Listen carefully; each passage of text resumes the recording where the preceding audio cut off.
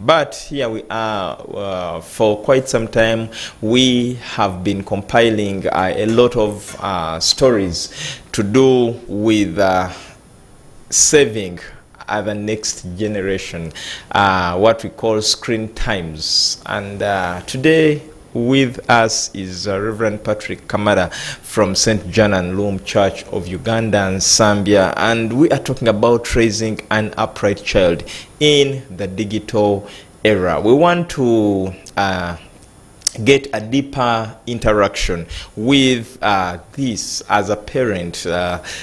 Before Daphne signed out, I'd shared with her something that happened on Saturday. I was going to Luweero, so I used this taxi. Now, the mother enters. I sit with the two children. The mother sits on the back seat. So she sends the phone to the children and it tells them, watch only YouTube and kids content. But the children she's telling that statement were around 6 and 8 years. So I wonder whether these children were really able to tell that this is kids content or not. But even before you know, the children are already in TikTok and looking for a lot of other things. And now this is where the whole problem comes in. You think they're watching YouTube kids content, they're already on TikTok, they're already seeing a lot of things on phonics and very many other apps. Well, Reverend, we want to derive into this discussion, but kindly greet our viewers and good morning, viewers, and happy Easter Monday. Happy Easter Monday too. When you talk about the digital era, can you take us through how the digital age has changed the landscape of parenting compared to the previous generations? The digital era indeed has taken another twist. Okay. I just want to remember, just to get a flashback of memory, where I come from in Toro. We would run about 3 kilometers.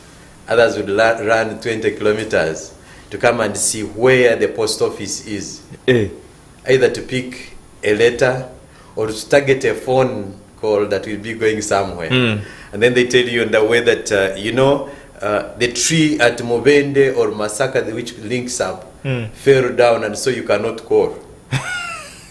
But here we are in a scenario whereby everybody is having the phone in their hand, a set. Those days they would pull the wires and whatever. They don't even understand what they are doing, but when it comes, everybody comes running. And when you talk about this, very many young people are looking at something that is non-existent, something imaginary. Exactly. See, so they would tell you, the whole district has about 3 lines, or 2 lines, or 5 lines, and then that phone which we use to, to roll and roll, it would be also a very powerful tool to be in a family, and everybody here is calling, and you don't even understand what it is. But later we migrated from that one to these ones which were in for UTL also, where they're on the desk and you press the buttons, and that one also passed. Then came these huge handsets. You remember the Motorola. Is it Ericsson? Sony Ericsson. They were very huge. Tafari. But today we are seeing that there is an evolution of phones to the extent that they even on hands, the watches, and so our children have a lot of exposure than we were. That's very key. But also, when having heard you say about this taxi incident, you can imagine there is something that has been dying quietly, and that is person-to-person interaction or parent-child interaction. It has been dying. Many people decide to pick their phones and give the children to make them busy so that they can do something else. That means they are parenting by proxy. That means they are parenting in name of being good to their children and beating the stress levels that they have and the things they have to put on the desk, maybe to bring school fees, maybe to pay rent, to pay taxes and other things. I remember when we were young, we would see a parish person coming, a parish chief coming at the village. There was Burunji Bwansi. And we would see people tired because they have not worked on the road. But these days, we are seeing everything is done, you are seated, you don't know how things work. Yeah. And so the child of today doesn't know all this. And then some of us have been so good that I don't want my children to suffer like I suffered. To lack the way I lacked. To lack the way I lacked. But to me, I really appreciate our parents at that time because whereas we lacked, whereas we felt like we were not up to date, it created the need for us to work. And so we could work and understand the value of things, not the price of things. So when you look at this person, he has the price of a phone, but doesn't know the value of a child by doing this off.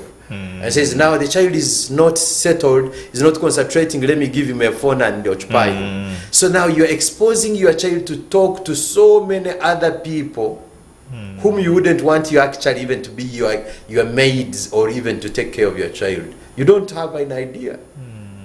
You get it? Yeah. So in the same iota I asked the other day, like in the previous discussion, I asked my son, what really goes on in your mind when you're watching YouTube? Because they have a tablet, they have tablets which they were using in lockdown. Now before I realized, they were already having channels where they know that Netflix is here, they can download this. They have something called Gojara, where they get so many videos. But now because I am always on with them, discussing with them, following what they are watching, and sometimes even going back on remote to see what they are very critical of what they will watch. Because any minute daddy will watch it, whether with you here on the machine or away from here, he will find a way. And then sometimes they have pseudonyms which they'll be using somewhere, like on Instagram, on Facebook. But because they know I am alert, they are always also cautious. But does that mean that I'm 100% cautious? No. And so today's life, when you look at that lady, I think she's also struggling on how to catch up with the world and the demands at hand, the pressures of the world, but again, trying to be a good parent. That's the bottom who line. never denies their child anything. So there is always parenting. And when we're talking about parenting, we are not talking about which religion or whatever. Yes. It's a bottom line, you have to be a parent. And if I want to pick, some writers have picked a definition. They are saying, what is parenting? Parenting is the process of promoting, supporting the physical, emotional, social, and intellectual development of a child from infancy to adulthood. Can you imagine? So what is that social promotion, that support, that physical, emotional, intellectual development? What is that? It's a big task. From childhood to adulthood. Yes. And I also realized that there is a challenge when we are moving out in society. We have so many cultures.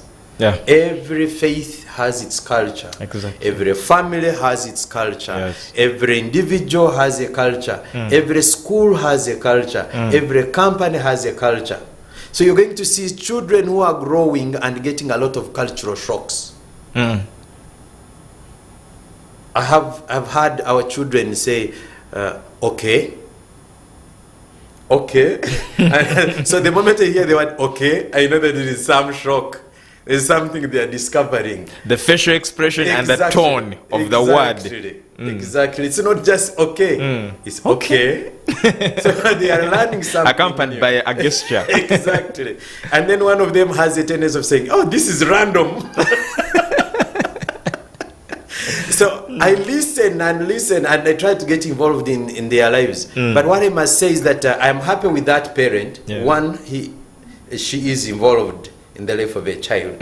but she needs to be helped. That, oh, when you are saying download these things, you yourself, what do you watch? Actually, talking about that, I realized at one point that she had some content maybe in her phone she didn't want these children to watch, because she kept on asking, what have you opened? What is that you're opening? I told you to only stay on YouTube kids content only. I mean, she was a little insecure, and that really raised a lot of questions in my mind, up to where I boarded off from. So when you talk about that, that is another point of reflection. Exactly. One of our sons is a very big man, and he has been working with the media here and there. I don't know what happened. I gave him my phone to sort out a few things because he's an IT guru, and he's coming into his 30s. So I couldn't fear what he could see. But after going through my phone and trying to sort out a number of things on my phone, he said, "Daddy, I'm surprised." I said, "Why?" "Your phone is clean." I said, "What do you mean by being clean?" He said, "There is nothing bad that you watch." Can you imagine? He was sorting out my phone, but his mind was saying, "What does Daddy watch?" Maybe I'll land on this particular content. And so I want to speak to a parent who is watching this, or an adult there, that look, children will listen to what you say, a lot of it, but they will not do much of what you speak. They will do what you do. They learn by watching. They may not actually, may say these days, children of these days, they don't listen. Actually, they are not deaf, but they may be confused by what they see. That's what you say. Monkey see, monkey do. Reverend, talking about all this, are there any challenges that parents face in monitoring and managing their children's digital exposure? I think because at least you've been there, you know, and you can testify about this. My first observation has been that Africa, and if you say Uganda, we are just being introduced into this digital world. Not long ago, when many worlds reached there. And so we are a little bit naive that this phone, when you hold it in the hand, you're having a global village. The whole globe is here. And now we have artificial intelligence. We have Uncle Google.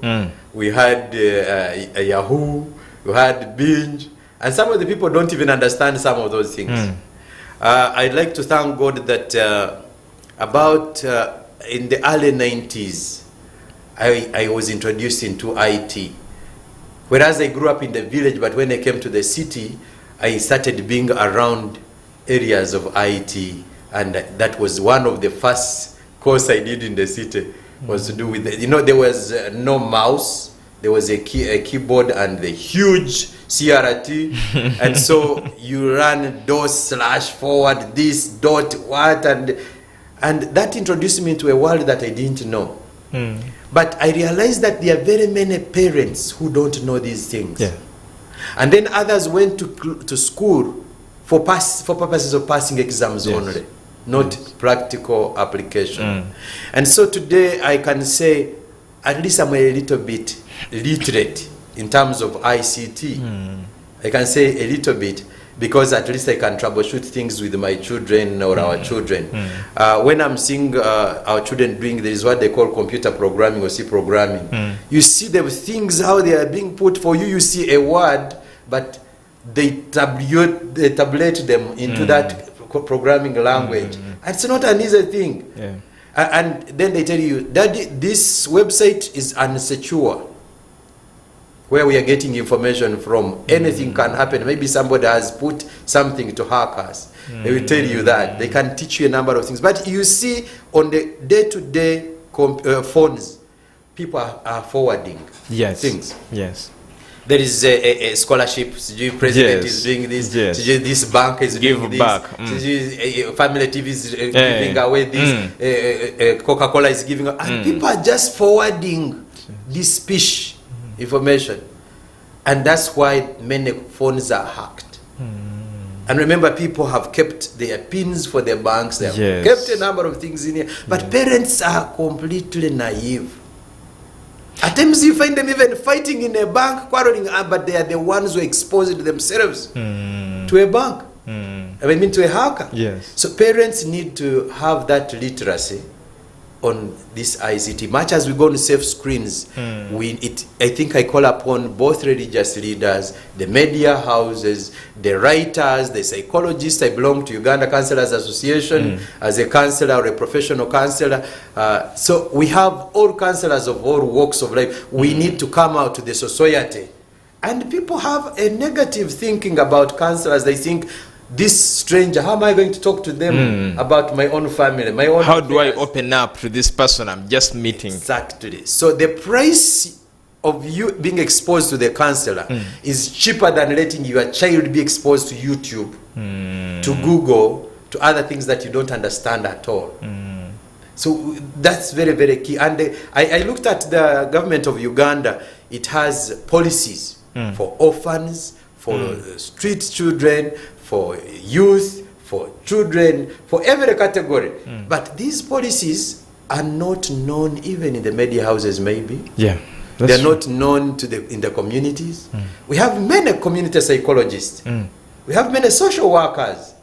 And we need to take this out, and then people get to know what is the government trying to do. But again, in the whole of their setups, they are leaving the role of parenting to the one that God assigned the task to. Whereas we may have a father, a guardian, a mother, or any other parent are out there. We need to be careful and know what kind of culture am I introducing to my child. Is it going to be acceptable out there, or will the child be a problem to others? And I want to discourage parents from calling their children problem children. There is no child that is a problem. The children look at you and they say, this is what you are. And then they begin learning from you.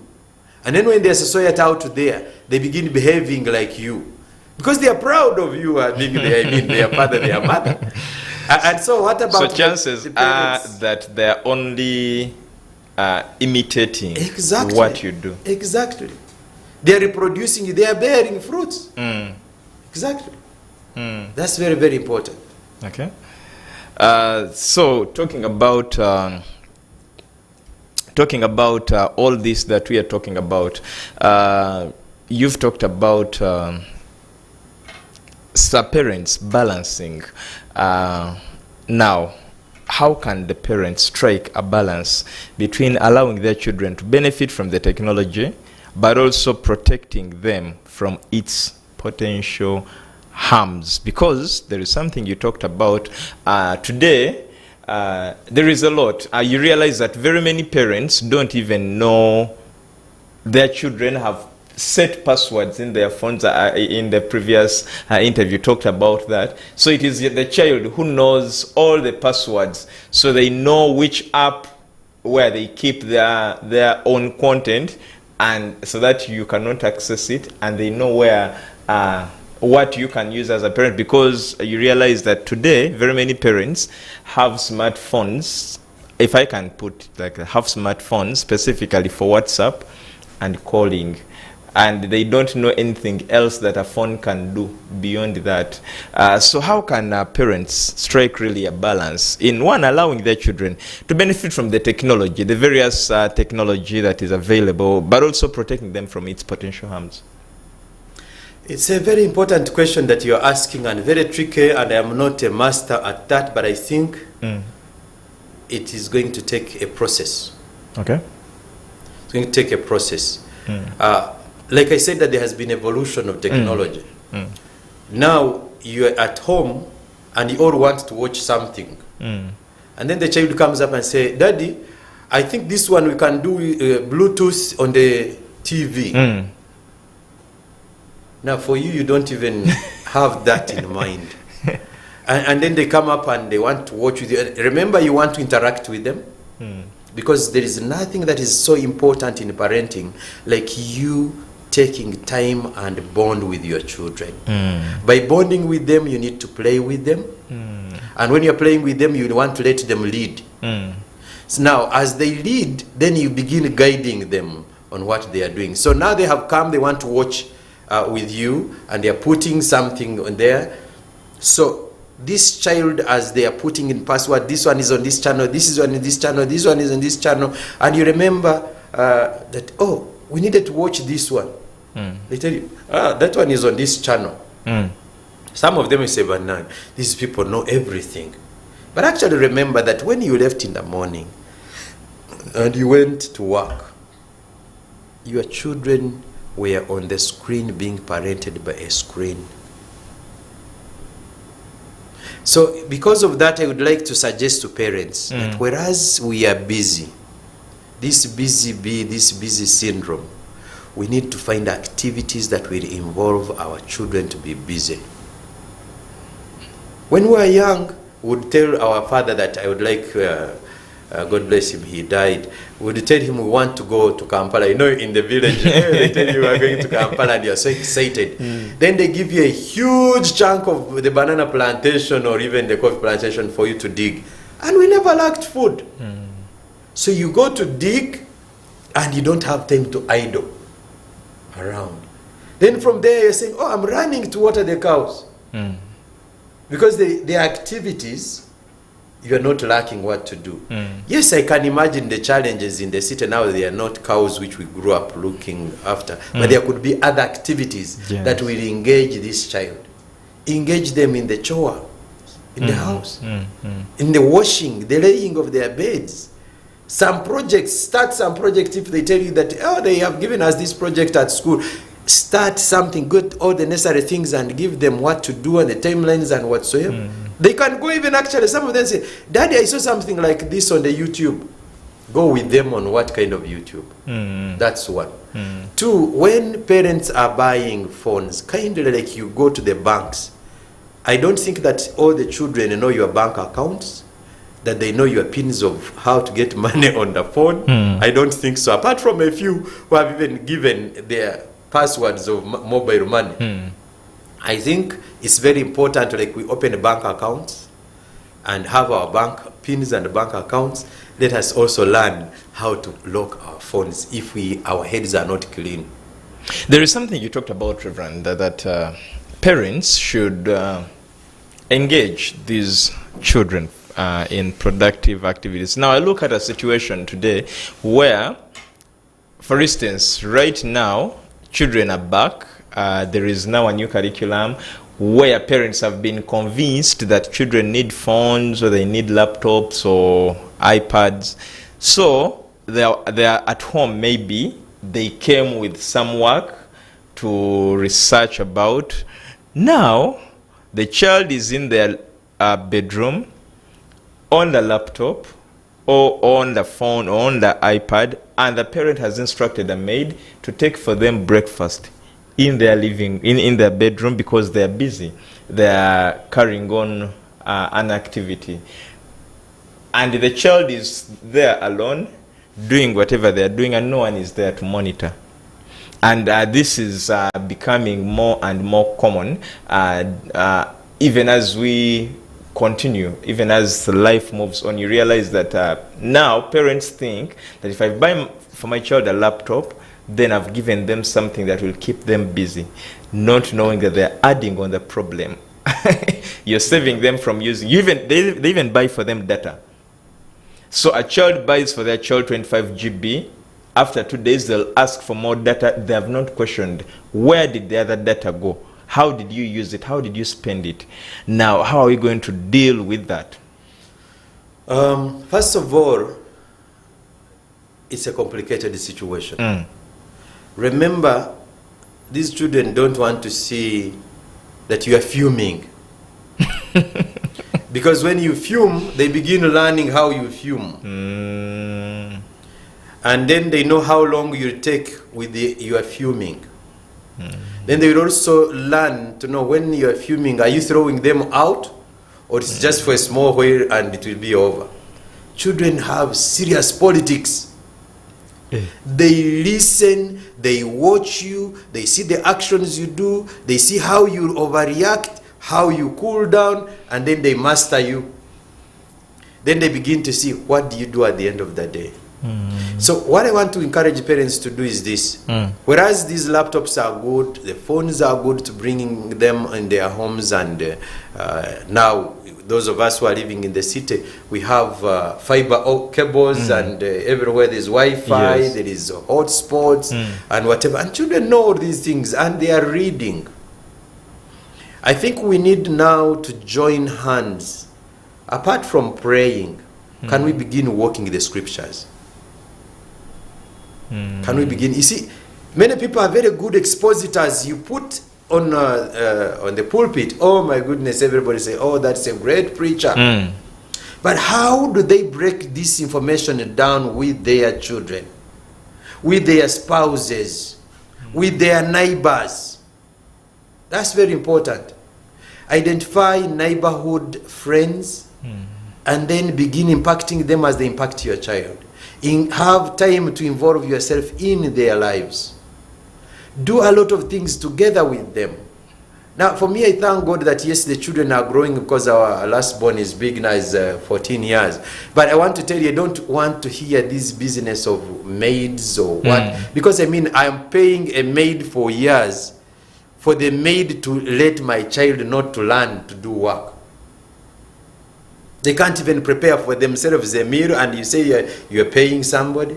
Yes, of course, the maids may need a job. Why don't you pay for them also, and they also go to school? If you have gotten a maid who says, I'm young, I have failed to go to school, find time for them also to go to school, so that your children are involved in house chores. They're involved in washing for themselves. They're involved in cleaning their house, laying their beds.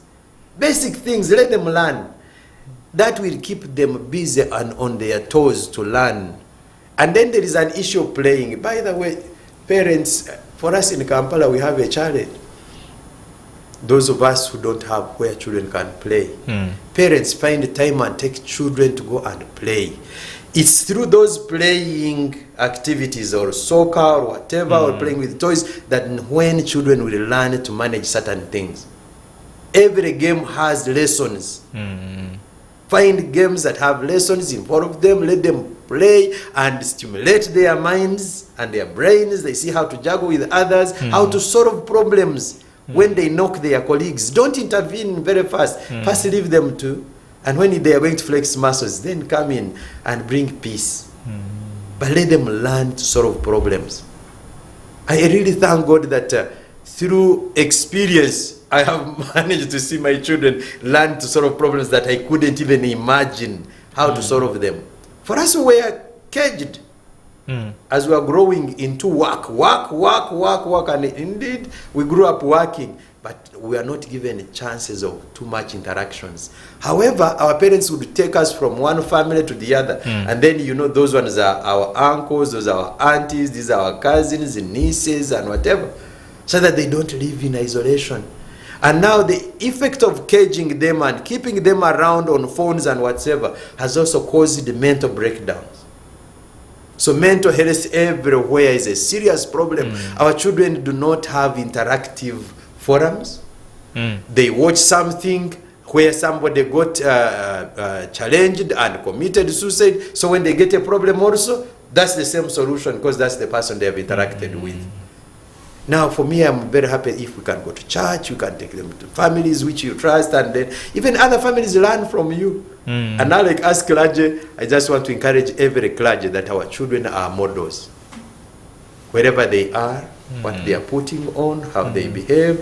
I know they don't like it. It is too heavy for them, but we need to do that. Well, Reverend, talking about communication, is it still possible for parents and children to communicate about their online activities and experiences can a child really come and, like you said, that maybe your children share with you and say, there is this thing I watched on YouTube.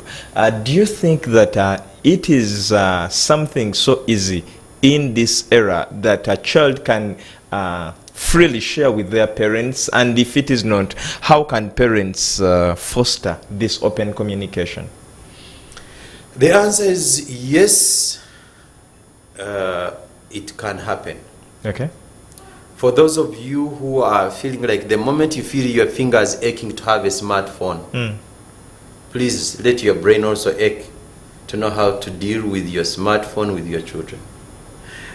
We have a saying at home, we don't want have this statement of mine, my phone, my car, my house, it is ours. To the extent that I involve them to discuss on the fate of some of these things. And they find it easy and good to encourage them to be involved. But however, I find it sometimes my wife sometimes says, I think some of the things she really sees that this one is becoming too much. But I'm happy that she's been learning with time. And then they also challenge me. They say, but Daddy, you said this is ours. So it's possible, that is for me. But for the rest of the parents who are listening to us out there, I just want to encourage you, involve your children. When you know that your children will be watching something on your phone, you'll be going through your phone, you will first of all know that you need to control yourself. And know that you need to have good content on your phone. You need to have something that anybody else, even if they landed on your phone, it's okay. And now each and every time phones break down or get issues, you need to take them to the mechanic.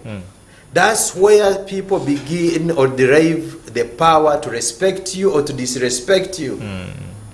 I tell people that respect is earned, and they don't believe it. Now imagine the technician is picking your phone to sort it out and is going to find all this filthy stuff. What do you expect this person really to do with you? And then they start talking to their peers about you.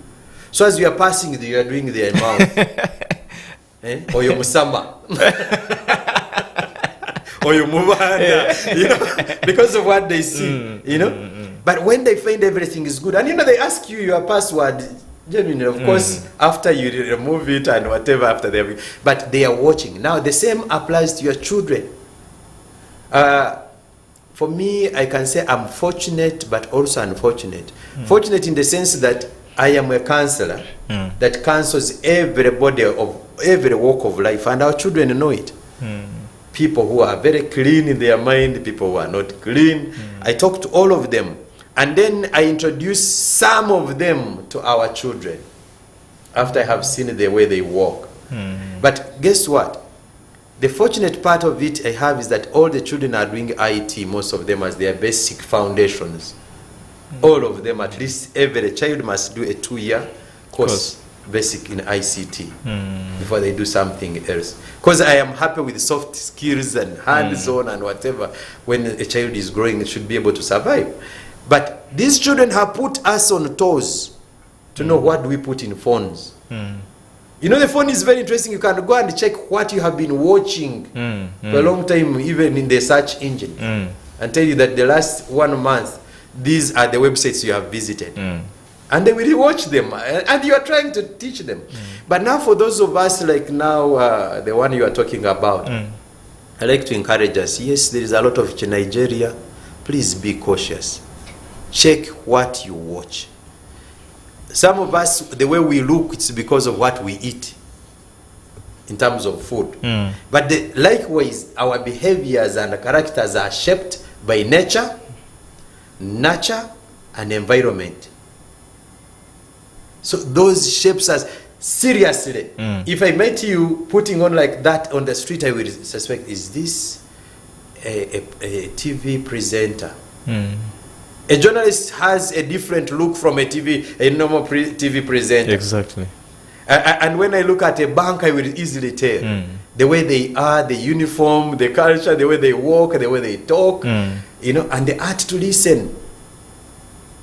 You get it? So parents, as we venture into safe screens, it's very important. It's not as a request, it's not a suggestion, it's just actually a wake-up call. And I would like to thank the sponsors of this program that they have thought about safe screens. Every person should take it as a matter of urgency. And for government, please come out and support the community. Don't parent by proxy only. And don't parent by the arm of law only. Because cruelty is brought about by many problems. Yes. When the economy is hard, these people tend to get stress and mental breakdown. And that's when you see a mother shouting at a father, or a father shouting at a mother. So that means us as counselors, then we are interested in the church to come in and say, hey, don't shout at your wife, don't shout at your husband. Reverend, we are taking a short commercial break, but when we return, as a counselor, you're going to tell us about some of the psychological and social impacts of excessive use of excessive screen time. We are coming back. Issues at hand, powered by Protea Hotel by Marriott Entebbe. Comfort and luxury at its best.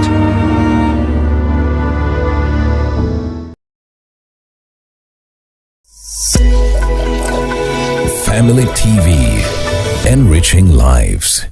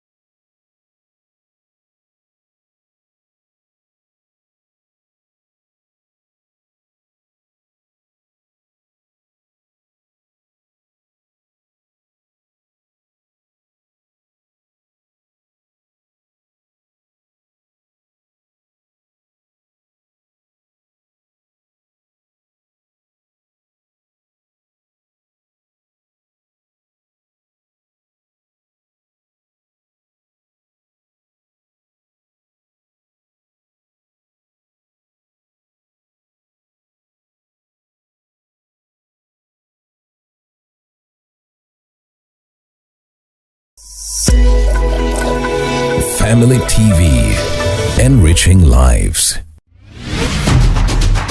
Issues at hand, powered by Protea Hotel by Marriott Entebbe. Comfort and luxury at its best.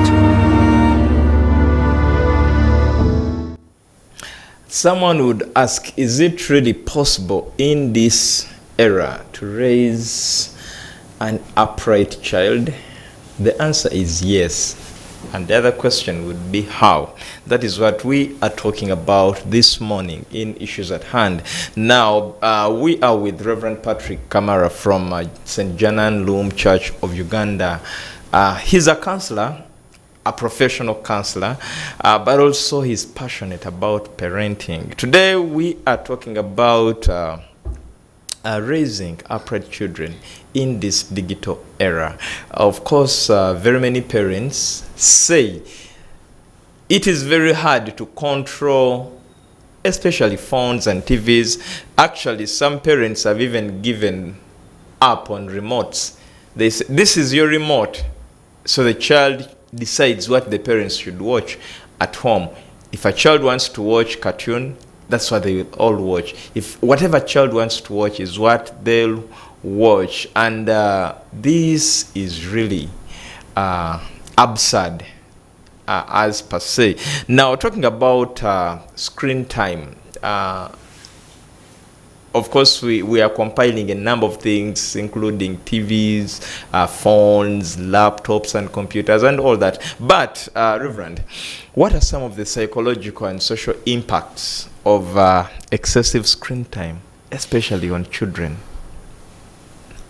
Now, children, like I said, they learn a lot by seeing, not listening. When I was growing, I would hear, "Ana tebawulira." And then I asked myself, are they deaf? But trying to venture into the world of psychology and counseling, I realized that there is a difference between parenting and child rearing. That's very, very important for us not to. In my notes, I tried to write when I knew that I was coming here. So parenting differs from child rearing. In child rearing, the emphasis is on the act of training or bringing up a child, while parenting emphasizes on the responsibility and qualities of exemplary behavior of the parent. Because when we look at these safe screens and all the media, you find a child doesn't want to go to school. That's one of the effects. Because there is a missing thing in the mind. When I go to school, I will miss this one and has to air at this time. Just a short story. When I was in primary, there used to be a TV called TV Africa. I was, I think, in P4 or P3.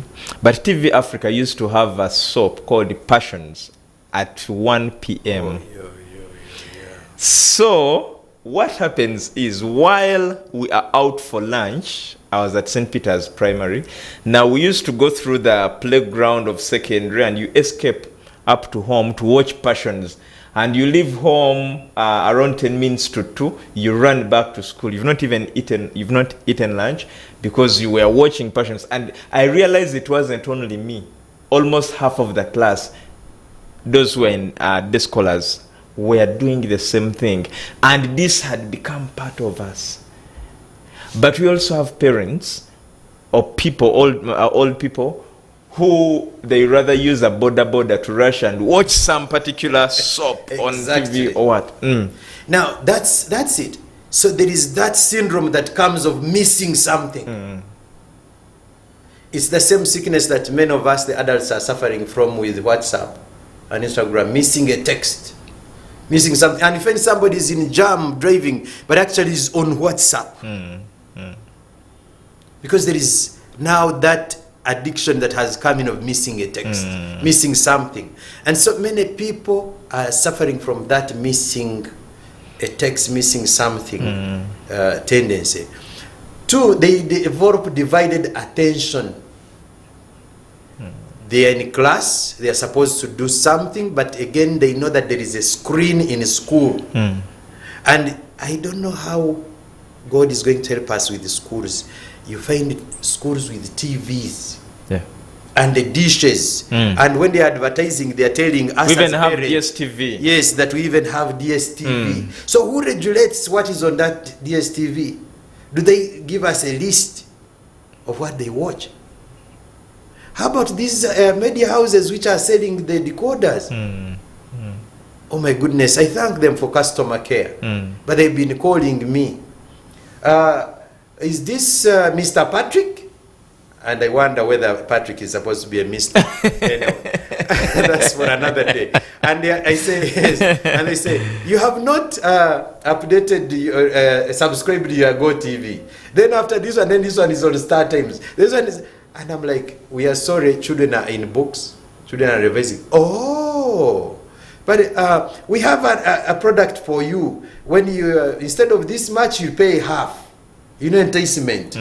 So they are doing it out of raising sales to run and pay taxes and whatsoever. But actually, they don't understand that it's affecting societies. And so this is where I'm coming up and saying our children are bombarded right from the streets. The signages they are watching, the huge signages. Now we have even video adverts on streets. Yes. And they reach home, their phones, their TVs 24/7, and now I mean somebody is having a DSTV. How many channels? I want to tell you that the small Star Times I have and the Go TV, all of them I have one channel that I watch. Now on Go TV I was watching Family TV, but sometimes the reception on Go TV wasn't good, so I decided to have Star Times. And then there was another Faith channel which used to be good, but sometimes also with a lot of funny prosperity gospel, which actually makes me sick. And so I found, I don't need all these. But guess what? You people, the police said the media houses, when you are packaging your stuff, there is where you put kasavu kanyama, and for adults and for old. Now, when a person is watching, they don't even know who is watching. There is actually an something. adult is watching together with a child. A mother is running for a soap which has erotic scenes, and the child is also watching. And they only write PG-13. Then you wonder PG-13 of US is the same PG-13 of Uganda. Because if the US is saying it's okay to have 13 years to watch, to do ABCD, to have a boyfriend, to have what, to choose a gender, to choose whatever, is it okay for Uganda? No. So I think that's another area. So our children, but the parents also even understand what PG means. They don't know, some of them. Parental guidance, they don't understand. If you were not guided, you grew up also in one room. Whatever was on the screen, you watched. And you're posing, actually, I see people posing. For me, I don't go in the neighborhood to watch TV. We have our TV in our room. It is small, but they're watching every discrete completely. So the children, one, they develop the missing text or the missing tendency of something. Two, it affects them psychologically on what they watch. Like one of our daughters said, I said, what do you really like in this social media thing? He said, Daddy, the world is evil. I said, really? But there is me, there is you, there is everything, there is your mother, your siblings, and everything. He said, yeah, but you need to know that in everyone there is something good and something bad. Now I thank God that that is a mature way of approach. Then I said, does the bad thing make you feel like you don't want to be in the society? He said, yeah, I have to be very cautious. Can you imagine that kind? So it affects academic performance in class. Many children perform poorly because as they are there, they begin thinking about what they are watching and what they watched. Sometimes they watch the horror.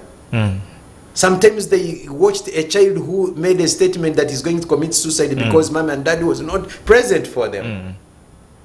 You know, you can give your children food, you give them a phone, you give them everything, but they need you personally more than anything else you can give them. Daddy, give him ice cream. Daddy, give him money for this. Others are going with the drivers, and drivers are failing our children. Others are, the housemaids are befriending all the borders around, feeding with them, and they are doing bad things in the house with the children. So when we are talking about safe screens, where are the children learning from? You're bringing a maid, a house boy, a shamba boy. From where? Where are their boundaries with your screens at home? Because some of the screens, they see them explicit physical things. When the maid is coming, actually, and the children are very young, they start tormenting them because they want to watch their own things. Yes. Others will have their own time of having phones. They steal the money or whatever. They work the whole of it. Instead of sending it home, they buy a smartphone so that they overcome you controlling them in their house. But when the child is asking, can I use your phone? And they will give. So the psychological effect is also another problem. They are introduced into drugs. They're introduced into fear, where they should be developing trust. But that does not mean that they are not good things. Some of them are using them for research. They are researching and doing a lot of things which are good. So what I would say is that the impacts are also many, but the negative impacts, but also the positive impacts are also many. So we need to be intentional on choosing what we want our children to become. Well, Reverend, in a minute or two, what are your closing remarks when it gets to parents being sober-minded, when it gets to raising their children in this era where everyone is crying, everyone thinks that it is now hard to raise an upright child? What I would say to the parents is that we need to have a combination of approach. One man called Napoleon said, patience, persistence, and perspiration makes an unbeatable combination for success. And I love that. He says, be the parent today that you want your kid to remember tomorrow. I like that one. So parents, give them phones, give them laptops, give them everything, but let them be what you want them to be tomorrow. Then there is another lady called Barbara Johnson, says, to be in your child's memories tomorrow, you have to be in their lives today. That's very, very important. Be in their lives today so that they will be like that tomorrow. Wow. That's very, very important. Wow. Short of that, we are missing our children. If you want these safe screens, let us be in their lives. Let us walk with them. Let us wash with them. Let us play with them. Let us take them out. Daddy, mommy, put on those shorts, put on those vests. Go in the swimming pools with them if you have them. If there is a river which you are using as a swimming pool, please be with them and they see what you do. If you're going in flower business or gardening, be with them. It's not that just because you want it, but what you want them to be tomorrow. Let them see it from you.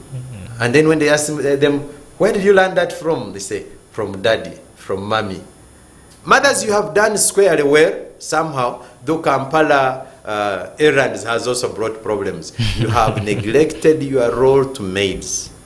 Maids are shaping what your children should be tomorrow.